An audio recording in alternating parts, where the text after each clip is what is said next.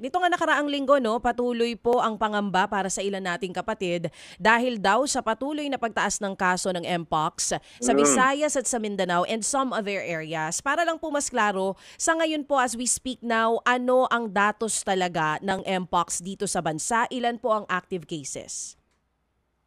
Kaya sa DJ Chan, no, tinitignan natin yung datos ng MPAX. Pagka sa epidemiology, hindi po namin tinitignan yung total or yung ilan yung active or ilan yung recovered. Ang tinitignan po namin is ilan yung bagong kaso tuwing kada buwan, halimbawa sa MPAX. So meron tayong datos yung tinatawag natin na epidemic curve para sa MPAX. Sa katunayan, ang dami yung reports kasi lumalabas. Kunyari sa Leyte, pati yung suspect ni-report nila.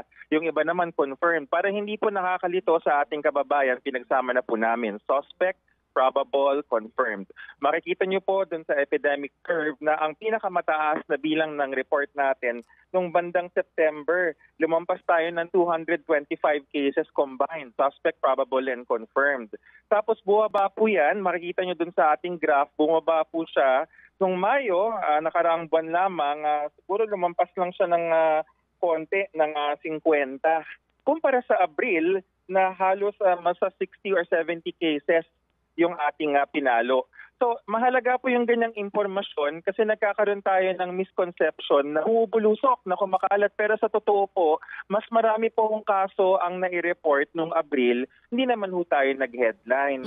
Kaya lang tayo nag-headline ngayong Mayo, dahil po yung mga LGU, at tama po naman yun, magandang senyalis po yun kasi nakakapag-detect sila, nire-report nila in public yung kanilang finding. Oo, kumbaga mas magandang ganito ginagawa nila, mas proactive po sila, tama po? Yes. Oo. Tama po yun. Kasi dati nagkakahiyaan, ayaw nila sabihin kung meron eh. Pero ngayon, nakita nila, and I think one of the leading examples kasi si Quezon City. Di ba nung dengue si Quezon City, hindi siya nahihiya, sinasabi niya, meron kaming ganitong sakit, pero meron silang kaakibat na kilos na ginagawa. Ganon dapat.